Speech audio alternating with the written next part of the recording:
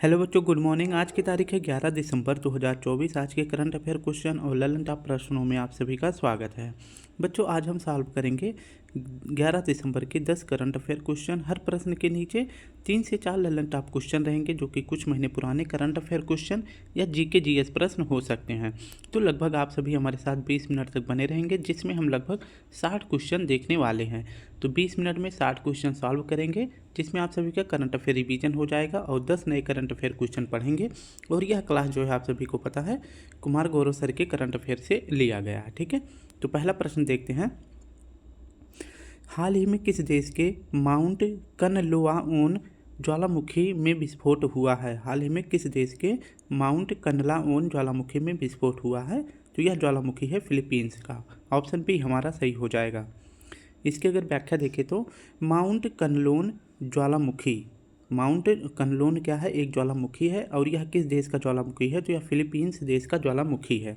और यह किस द्वीप पर स्थित है? तो यह नेग्रोस द्वीप पर स्थित है और अभी हाल ही में इसमें विस्फोट हुआ है। विस्फोट हो जाने के कारण यहाँ से लगभग 87,000 लोगों को विस्थापित किया गया है, यानी कि इस नेग्रोस द्वीप से हटाकर किसी दूसरे द्वीप पर पहुँचाया गया है। तो माउंट कनलोन ज्वालामुखी कहाँ है? तो यह फिलीपींस में है, ये आपको याद रखना है। ठीक है, दो और ज्वालामुखी याद रखेंगे जो कि फिलीपींस का ही है, जैसे माउंट म्योन और माउंट ताल। ये दोनों ज्वालामुखी अगर पूछे किस देश में है, तो ये भी फिलीपींस के ज्वालामुखी हैं। तो माउंट कनलाओन ज्वालामुखी में विस्फोट हो जाने के कारण 27,000 लोगों को यहाँ से विस्थापित किया गया है। ठीक है, नेक्स्ट अगर बात करते हैं कि माउंट लाकी लाकी ये ज्वालामुखी कहाँ है? तो यह इंडोनेशिया में है। इंडोनेशिया की राजधानी का क्या नाम है? तो जकार्ता इसकी राजधानी का नाम है। विसुवियस ज्वालामुखी और एटना ज्वालामुखी। ठीक है, विसुवियस एटना ये दोनों अगर पूछे कहाँ पे है, एक तो है एटना ज्वालामुखी। ठीक है, तो विसुवियस एटना ज्वालामुखी ये दोनों अगर पूछे कहाँ है, इटली में है। और इटली की राजधानी का क्या नाम है? रोम, जो कि टाइबर नदी के किनारे स्थित है। स्ट्रोम्बोली ज्वालामुखी ये भी इटली के अंतर्गत आता है। और अगर पूछे कि भूमध्य सागर का प्रकाश स्तंभ किसे कहते हैं, तो वो कहा जाता है स्ट्रोम्बोली ज्वालामुखी को। ठीक है, बैरन ज्वालामुखी, बैरन द्वीप ज्वालामुखी अगर पूछे कहाँ स्थित है, तो यह हमारे भारत में है और अंडमान निकोबार द्वीप पर यह ज्वालामुखी स्थित है। भारत का एकमात्र अगर पूछे सक्रिय यानी कि एक्टिव वॉल्केनो क्या है, तो एक्टिव वॉल्केनो का नाम है बैरन। ठीक है, और वहीं पूछे कि मृत ज्वालामुखी का क्या नाम है, तो नारकोंडम है। ठीक है, तो नारकोंडम जो ये हमारे भारत का सुषुप्त ज्वालामुखी है और सक्रिय ज्वालामुखी है बैरन द्वीप। स्ट्रोम्बोली को भूमध्य सागर का प्रकाश स्तंभ कहते हैं, ये इटली में है। विसुवियस और एटना ज्वालामुखी इटली में है, इटली की राजधानी का नाम है रोम। माउंट लाकी लाकी इंडोनेशिया में है, इंडोनेशिया की राजधानी का नाम है जकार्ता। नेक्स्ट हमारा प्रश्न है, हाल ही में एआई चैटबॉट सेवा किसने लॉन्च किया है? तो यह security exchange board of India ने लॉन्च किया है, जिसे सेबी कहते हैं। प्रतिवर्ष वर्ल्ड वाइड वेब दिवस कब मनाया जाता है? तो 1 अगस्त को मनाया जाता है। इसकी खोज अगर पूछे किसने की थी, तो इसकी खोज की थी टिम बर्नर्स-ली ने। नेक्स्ट हमारा प्रश्न है, हाल ही में पेरिस ओलंपिक 2024 में 50 मीटर एयर राइफल में 3 पोजीशन इवेंट में भारत के लिए तीसरा कांस्य पदक किसने जीता है? तो स्वप्निल कुसाले ने जीता है। हाल ही में सटीक मौसम पूर्वानुमान के लिए जेनकास्ट एआई मॉडल किसने लॉन्च किया है? तो जेनकास्ट एआई मॉडल किसके लिए लॉन्च किया गया है? तो मौसम के सटीक पूर्वानुमान की जानकारी के लिए। इसको लॉन्च अगर पूछे किसने किया है, तो जेनकास्ट, जी से जेन हो जाएगा, जी से गूगल हो जाएगा। इसकी अगर व्याख्या देखें तो जेनकास्ट एआई मॉडल, एआई का मतलब होता है आर्टिफिशियल इंटेलिजेंस, यानी कि जब मशीन जो है मनुष्य के बुद्धि की तरह कार्य करने लगे, तो उसे क्या बोलते हैं? आर्टिफिशियल इंटेलिजेंट, यानी कृत्रिम बुद्धिमत्ता कहते हैं। और यह क्या है? तो यह एआई मॉडल है और इसको लॉन्च अगर पूछे किसने किया है, तो गूगल ने लॉन्च किया है। इसका कार्य क्या है? तो इसका कार्य है मौसम की सटीक जानकारी देना। ठीक है, और वो भी 15 दिन पहले। मान लीजिए आज से 15 दिन कोई बाद जो है कोई मौसम में पूर्वानुमान देखा जाएगा, यानी कोई बारिश की संभावना होगी, तो यह 15 दिन पहले ही बता देगा। नेक्स्ट अगर बात करते हैं, हाल ही में सफल परीक्षण चक्र किसने लॉन्च किया है? तो सीबीएसई ने लॉन्च किया है। इसमें जो है बच्चों के होलिस्टिक डेवलपमेंट पर ध्यान रखा गया। ठीक है, हाल ही में पेरिस ओलंपिक 2024 में टेनिस में पुरुष एकल वर्ग का स्वर्ण पदक किसने जीता है? तो नोवाक जोकोविच ने जीता है। और ये किस देश के हैं? तो ये सर्बिया के हैं। हाल ही में academy of motion picture art and sciences के अध्यक्ष पद पर किसे नियुक्त किया गया है? तो जेनेट यांग को नियुक्त किया गया है। ये जो अवार्ड है academic of motion picture award, ये अगर पूछे कि इसे ही क्या बोलते हैं, ऑस्कर अवार्ड बोलते हैं। ठीक है, नेक्स्ट हमारा प्रश्न है तीसरा। हाल ही में WTA player of the year 2024 किसे चुना गया है? तो WTA का प्लेयर ऑफ द ईयर 2024 किसे चुना गया है? तो आर्यन सबलेंका को चुना गया है। वुमेन टेनिस एसोसिएशन, इसका जो है एक अवार्ड दिया जाता है प्लेयर ऑफ द ईयर 2024। यह किसे मिला है? तो महिला में मिला है आर्यन सबलेंका को। और ये कहाँ की हैं? ये बेलारूस की हैं। इन्होंने जो 4 ओपन होते हैं साल भर में, कितने होते हैं? 4 ओपन होते हैं, जिसमें शुरू होता है ऑस्ट्रेलियन ओपन से और समाप्त हो जाता है US ओपन से। ठीक है, तो ये 4 ग्रैंड स्लैम होते हैं, जिसकी शुरुआत ऑस्ट्रेलियन ओपन से होता है और समाप्त जो है US ओपन से होता है। तो इन्होंने 2024 का दोनों जीत लिया है। ठीक है, यानी कि जो साल का शुरुआत होता है और साल का अंत दोनों जीत लिया है, इसलिए इन्हें प्लेयर ऑफ द ईयर 2024 का खिताब मतलब इस अवार्ड से सम्मानित की गई हैं। वो कहाँ की हैं? बेलारूस की हैं। नेक्स्ट अगर बात कर लेते हैं 2 कप, आपको बताना कि ये दोनों कप किस खेल से संबंधित हैं। ठीक है, बिली जीन किंग कप और डेविस कप, ये किस खेल से संबंधित हैं? सिनसिनाटी ओपन 2024 की विजेता कौन बनी है? तो ये भी कौन बनी है? बेलारूस बनी है। ठीक है, सॉरी बेलारूस कह रहे हैं, आर्यन सबलेंका बनी है। और ये दोनों कप अगर पूछे किस खेल से संबंधित है, तो ये टेनिस के खेल हैं, कप हैं। भारतीय वायुसेना ने अपना पहला बहुराष्ट्रीय हवाई अभ्यास तरंग शक्ति कहाँ प्रारंभ किया है? तो ये भारत के 2 शहरों में यानी 2 राज्यों में हुआ है, तमिलनाडु और राजस्थान में हुआ है। तो भारतीय वायुसेना का पहला अभ्यास अगर पूछे कौन सा है? तरंग शक्ति है। हाल ही में रिम्पैक 2024 में किस जहाज ने नौसेना गनफायर सहायता प्रतियोगिता और रेडियो ट्रॉफी जीती है? INS शिवालिक ने जीती है। हाल में दक्षिण अफ्रीका लीग SA20 में शामिल होने वाले पहले भारतीय खिलाड़ी कौन है? तो दिनेश कार्तिक है। हाल ही में बिम्स्टेक व्यापार शिखर सम्मेलन का पहला संस्करण कहाँ आयोजित हुआ है? तो यह हमारे भारत में हुआ है।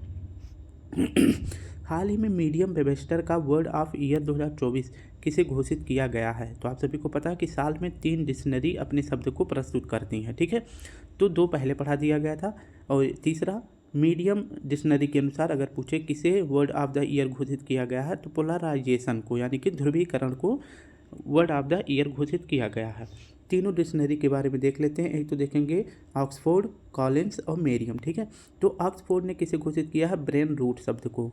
इसका मतलब होता है कि जो बच्चे रील्स और मीम्स की आदत लग जाती है, उसी शब्द को दिया गया है ब्रेन रोट। किसके अनुसार? ऑक्सफोर्ड के अनुसार। और कॉलिंस के अनुसार ब्रैट को दिया गया है। ठीक है, और वहीं मेरियम के अनुसार किसे शब्द वर्ड ऑफ द ईयर चुना गया है? तो यह पोलराइजेशन को चुना गया है, जिसे ध्रुवीकरण कहते हैं। यानी कि चुनाव से संबंधित यह शब्द जो है निकाला गया है। यानी कि चुनाव जीतने के लिए जैसे BJP कितनी ध्रुवीकरण करती है, जैसे अभी हाल ही में चुनाव हुआ है कहाँ पर? अमेरिका में, तो वहाँ पे किस तरह का ध्रुवीकरण किया गया है, उसी को जो है पोलराइजेशन शब्द दिया गया है। और किसके अनुसार?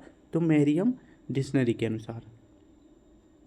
नेक्स्ट बात करते हैं, हाल ही में चर्चा में रही बी रेडी रिपोर्ट का संबंध किससे है? तो विश्व बैंक से संबंधित है। हाल ही में विदेश मंत्रालय और न्यू स्पेस इंडिया लिमिटेड ने किस देश के मुनाल उपग्रह को प्रक्षेपण के लिए समझौता किया है? तो यह उपग्रह किस देश का है? नेपाल का है। हाल ही में तिमोर लेस्ते के सर्वोच्च नागरिक सम्मान ग्रैंड कॉलर ऑफ ऑर्डर से किसे सम्मानित किया गया है? तो द्रौपदी मुर्मू जी को किया गया है, जो कि हमारे देश के वर्तमान राष्ट्रपति जी हैं। हाल ही में विश्व मानवाधिकार दिवस 2024 कब मनाया गया है? तो विश्व मानवाधिकार दिवस 10 दिसंबर को मनाया जाता है। इसकी पूरी व्याख्या देखेंगे। विश्व मानवाधिकार दिवस कब मनाया जाता है? तो 10 दिसंबर को मनाया जाता है, क्योंकि 10 दिसंबर 1948 को मानवाधिकार घोषणा पत्र प्रस्तुत किया जाता है UNO में। ठीक है, तो UNO में पहली बार मानवाधिकार घोषणा पत्र कब प्रस्तुत किया जाता है? 10 दिसंबर 1948 को। इसलिए 10 दिसंबर को विश्व मानवाधिकार दिवस मनाया जाता है। इस बार इसकी थीम क्या रखी गई है? तो 2024 में इसकी थीम रखी गई है हमारे अधिकार हमारा भविष्य, इसकी थीम रखी गई है। ठीक है, अब बात कर लेते हैं भारत के पक्ष में NHRC ठीक है। नेशनल ह्यूमन राइट्स कमीशन, इसका उल्लेख अगर पूछे संविधान के किस आर्टिकल में है, तो यह संविधान के किसी भी आर्टिकल में इसका उल्लेख नहीं है। यह एक वैधानिक निकाय है। कैसा है? वैधानिक निकाय है। यह जो है संसद में अधिनियम के द्वारा इसको जो है प्रस्तुत किया जाता है। ठीक है, तो पूछ सकता है कि NHRC कैसा निकाय है, तो यह संवैधानिक निकाय है या वैधानिक, तो यह वैधानिक निकाय है। ठीक है, इसमें कोई भी आर्टिकल नहीं है। नेक्स्ट अगर बात करते हैं इसकी स्थापना करने के लिए किस आयोग का गठन किया गया था, तो रंगनाथ मिश्र आयोग का गठन किया गया था और रंगनाथ मिश्र ही इसके पहले अध्यक्ष भी थे। नेक्स्ट बात करते हैं इसकी स्थापना कब की गई थी, तो 12 अक्टूबर 1993 को इसका गठन किया गया था। वर्तमान में पूछे इसके अध्यक्ष कौन हैं, तो वर्तमान में इसके अध्यक्ष हैं जस्टिस अरुण कुमार मिश्र, इसके वर्तमान अध्यक्ष हैं।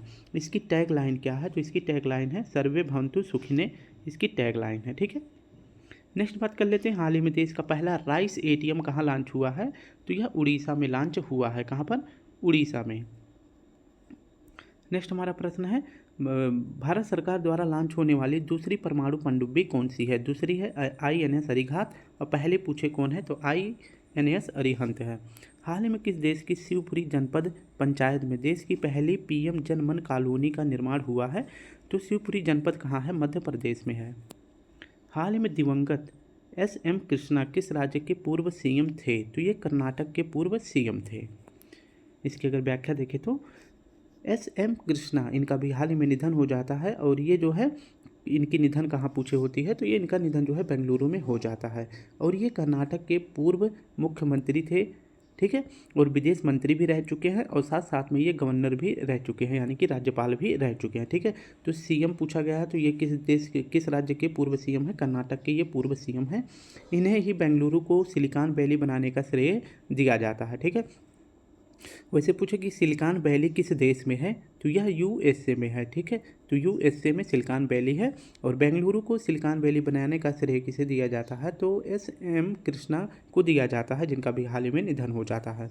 इन्हें जो है 2023 में भारत सरकार द्वारा पद्म विभूषण सम्मान से भी सम्मानित किया गया था। नेक्स्ट बात कर लेते हैं CM रामचंद्रन, इनका भी हाल ही में निधन हो जाता है और ये पुडुचेरी के पूर्व CM थे। ठीक है, तो ये पुडुचेरी के पूर्व CM थे।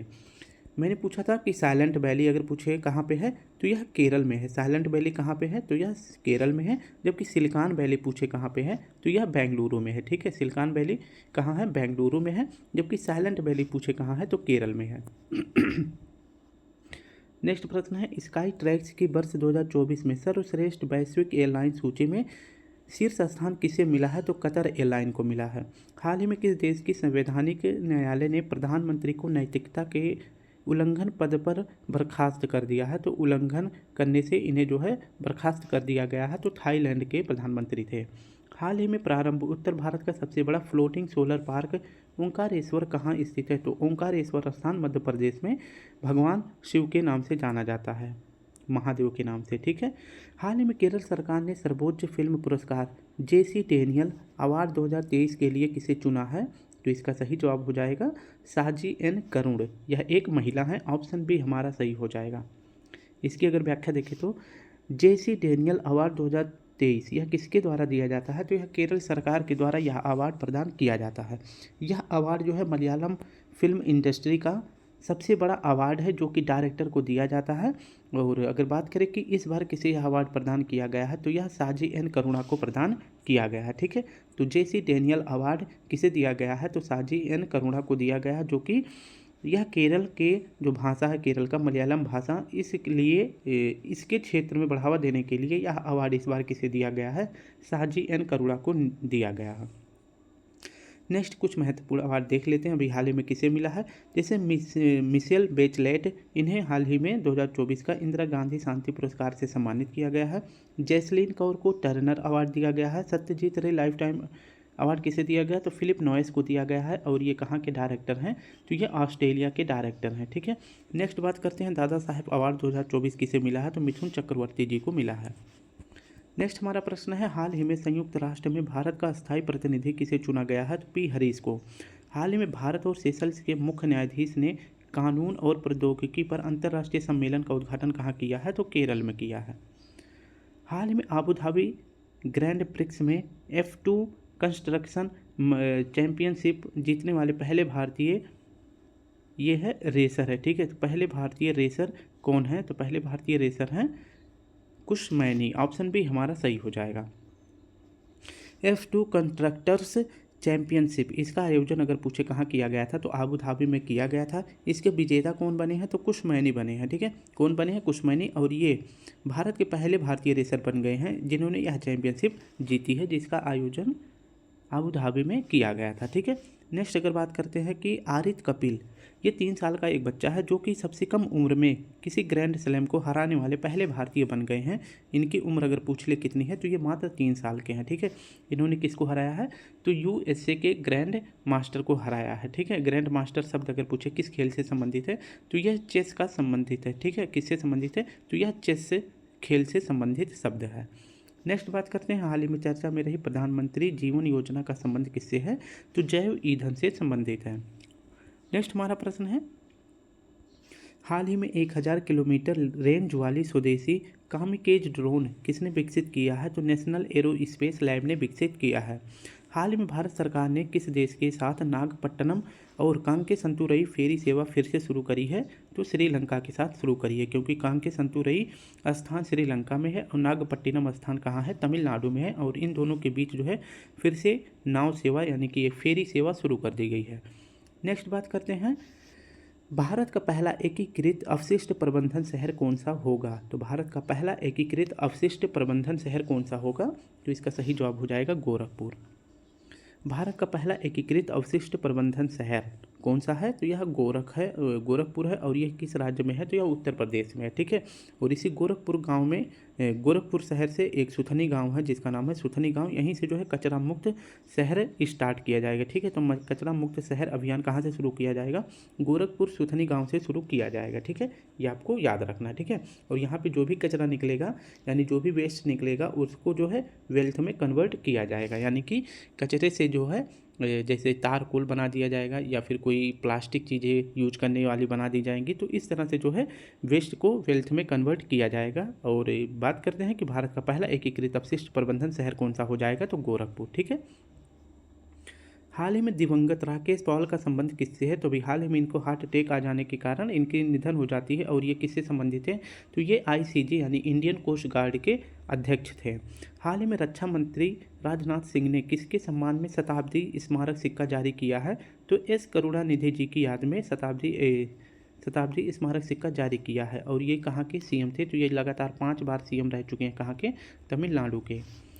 9वां महिला T20 विश्व कप 2024 कहाँ आयोजित हुआ है? तो यह हुआ था UAE में। वैसे कहाँ पे होना था? तो बांग्लादेश में होना था, लेकिन वहाँ पे जो है भगदड़ हो जाने के कारण जो है 9वां महिला T20 कप का आयोजन किया गया था UAE में।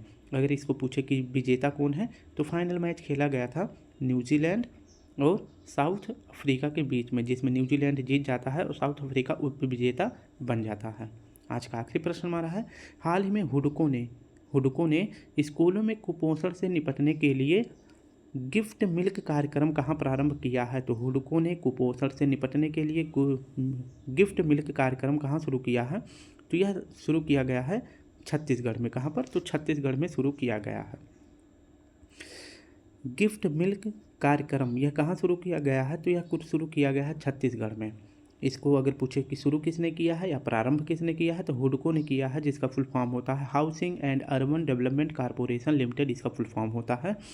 इस योजना के तहत पर डे यानी कि रोज़ 200 ml दूध जो है बच्चों को दिया जाएगा। कितना? तो 200 ml पर डे दूध दिया जाएगा बच्चों को।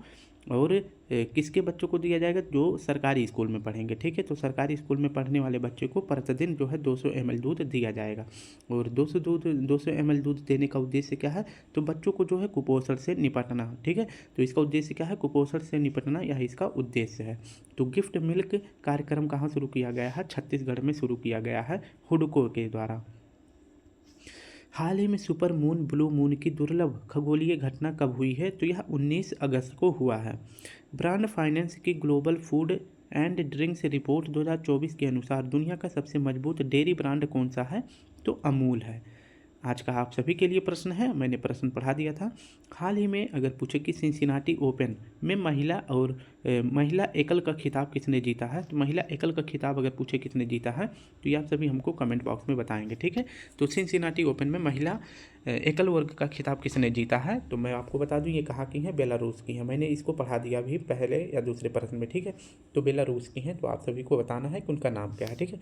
तो बच्चों मैंने 20 मिनट में पूरे क्लास को समाप्त कर दिया है। अगर आप सभी को वीडियो अच्छी लगी तो प्लीज़ आप सभी से रिक्वेस्ट है कि वीडियो को लाइक करें, शेयर करें, कमेंट करें, ठीक है। तो अपना ध्यान रखें, कल फिर मिलते हैं। तब तक के लिए आप सभी को प्यारा सा जय हिंद, जय भारत।